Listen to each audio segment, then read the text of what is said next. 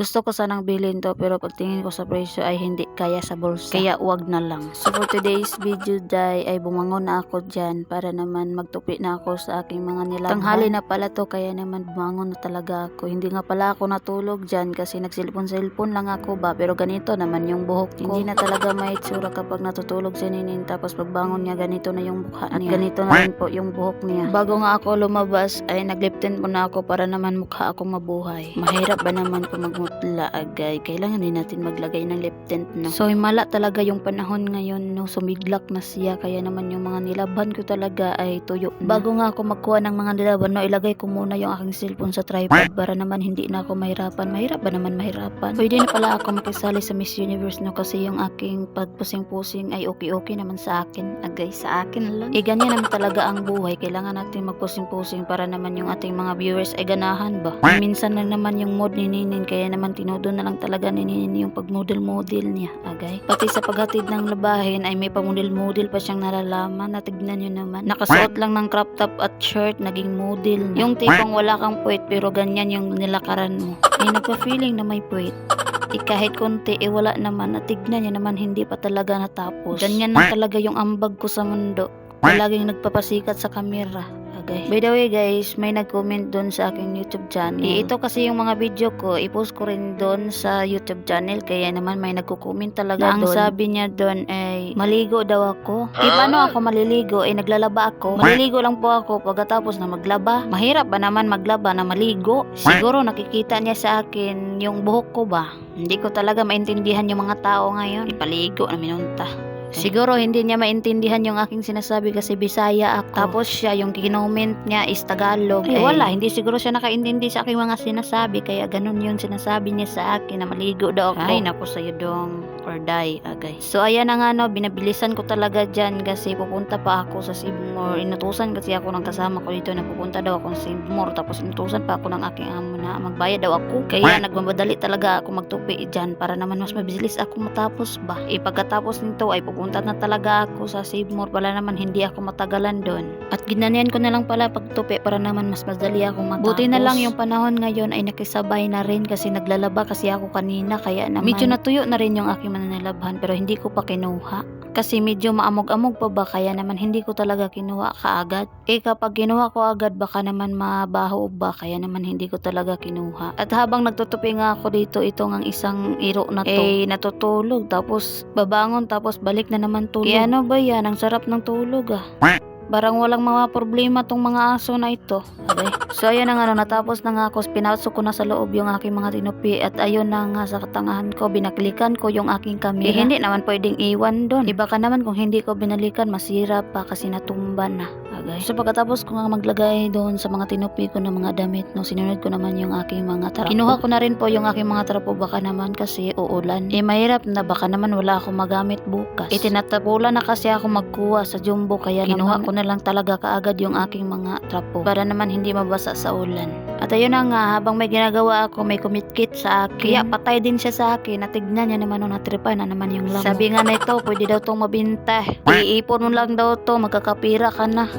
Pero hindi ako makatiis kaya naman binalusan ko talaga. Masakit kasi manggagat kaya naman hinapak ko rin sa aking sinilas. Di patay, wala na diha. Balos-balos ramang yun na. Sakit makay sila mamaak. Manang ako kung gihapak aga. Mubalos dainin. At ayun na nga, makalipas nga ng ilang minuto ay samahan niyo na rin po ako kasi pupunta na po ako ng Sibmore. At isinulat ko na rin po yung aking mga bibilhin para naman hindi ako makalimot. Mahirap ba naman kung makalimutan mo yung bibilhin mo? Baka naman makabalik ka ulit sa Sibmore. Kaya kailangan ko talagang isulat yung pangangailangan kong bilhin. At makalipas nga ng ilang minuto ay nilagay ko na rin po sa bag yung aking mga isinulat. Hindi na nga ako nagbihis kasi malapit lang naman yung aking pupuntahan. Kaya naman for the go. Hindi talaga ako masyadong makapunta sa Sibmore kasi wala akong pera. Minsan lang ba kung utusan. Nakagala lang ako kung tingsahod na. Kapag may sobrang pera yun, bibili na rin. Minsan ay pupunta ng Kogon. Pero ang ginawa lang doon ay suroy-suroy lang pawala sa kuan balaan. Mahirap pa naman kung kumulong ka diri sa imong gitrabahuan. Kailangan din natin pumunta sa Kogon or saan ba. So ayun na nga, napakaganda talaga ng mga bulaklak. Gusto ko talagang kumuha pero napag-isipan ko na hindi pala to akin. Kapag naka-shirt pala ako sa daan, yung mga tao sa akin panaytingin sa akin siguro sabi nila ang pangit naman ng legs niya. Hindi naman pwede sa Miss Universe yan. Okay?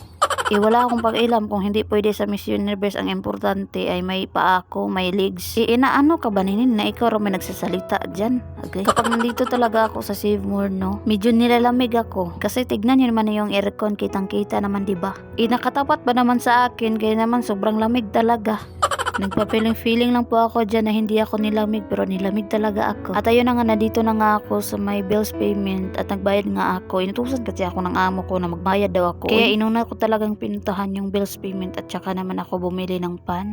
Pangkain ni Ate Joy sa umaga ba, kaya naman bumili na lang talaga ako ng 6. At pagkatapos, pumasok na ako sa my grocery, kumuha na rin ako ng basket. May pa-basket ba naman si Nini na nalaman? At ayun na nga, no, kinuha ko na nga yung aking kodigo kasi kung hindi ko yung kukunin, baka naman makalimutan ko na. Makalimutin ba naman yung ninin nyo?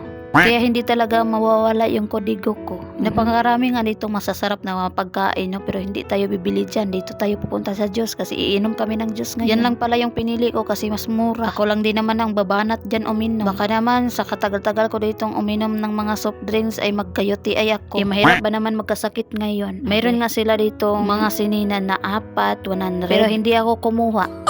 Pero pumunta ako dito. Pero pagtingin ko sa presyo, hindi magkasya sa bulsa, kaya naman wag na lang. Baka naman ako ay mapurdoy na. Wala pa naman akong sahod. Kaya naman patingin-tingin lang sa ako dito. Ito na nga, panay-tingin sa GLS pero hindi naman binili. Kasi hindi alam yung presyo. Hindi kasi magkapareho yung presyo nila. Hindi ko alam kung saan dun. Nagpaatik-atik lang ganinin kasi wala kang pira. Okay? Kapag dito talaga, no, wala na talaga akong maiwan na pira kasi puros na lang bili, padala, ganun. Natitira na lang sa akin yung mga benchingi na lang. Hindi ko na lang pinagbili yung mga benchingi. Baka naman kung wala na akong pira, may titignan na lang ako. Madiskarte ka talaga sa buhay nini. Kahit wala ka ng pera, may benchingi ka pa. Sa totoo lang guys, madami talaga ako mga benchingi dito. Hindi ko lang pinagbili. Ikaw ba naman sa tuwing may lakad ka, nakakalimutan mo yung dalhin? Kaya naman yung mga benchingi ko talaga ay naiipon lang. Nilagay ko lang sa paglalagyan, kaya naman ganun. At ayun na nga guys, umuwi na nga ako at naka-chinilas lang pala ako. Hindi na nga pala ako nagsuot ng aking sandal kasi nandito lang naman ako sa Malawi. Hindi na kailangan magsuot ng mga sandal-sandal dyan. Kasi hindi naman ako sasali ng Miss Universe, bakit naman ako magsasandal? Okay. At makalipas nga ng ilang minuto, nag-doorbell na rin ako at tignan niyo naman yung 2 aso nandyan na talaga sa gate. Sa tuwing umaga nga pala ay dito nga pala ako nagwawalis, tapos yung kabila naman ay sinali ko at na rin. At naglampas-lampas nga pala ako paminsan-minsan kasi madaming mga damo, kaya naman nilampas ko na lang talaga. At pagkarating ko nga dito sa loob ng bahay at tignan niyo naman yung hindi talaga mapakali. Gusto na ring sumabak sa akin. Ay sinabihan ko nga siya na wag siyang umuna para naman makita sa video. Palagi na lang siyang nag-uuna tapos babalik ka agad. Ay sobrang excited yarn. At ayun na nga, sumingit na talaga siya sa akin kasi sobrang excited talaga. Gusto na niyang umambak. At ito nga si Lexie, pinadali ko para naman makasabay siya sa isa. Yung isa para lang wate yung katawan. Kasi gusto na niyang sumalpak sa akin ba. O, tignan niyo naman, bumalik pa talaga. Hanggang nakarating ako dito, sumunod din sila. Okay. Kinuha na nga na Ate Joy yung mga pinamili ko at ilalagay niya sa kitchen. Sobrang maingay talaga yung panahon ngayon dito guys, no? Yung kalangitan ba kasi yung mga helicopter pabalik-balik. Hindi tuloy ako makapokus sa aking pag-voice over ngayon. Kasi nawawala yung pag-iisip ko ba. Okay. At ayun na nga, wala nga akong magawa, kaya naman sumayaw na lang talaga ako at sinali ko pa talaga si Tope. At ayun, hindi naman nagpahuli, sumabay rin. Ganyan yung gusto nila guys, tignan niyo naman. At sinali ko na rin si Lexie. Patayo ko nga siya pero hindi naman siya tumayo, kaya naman kinuha ko talaga yung 2 kamay niya para naman sumayaw kaming 2. Pero hindi naman niya hilig yun, kaya naman pabiyaan ko na lang.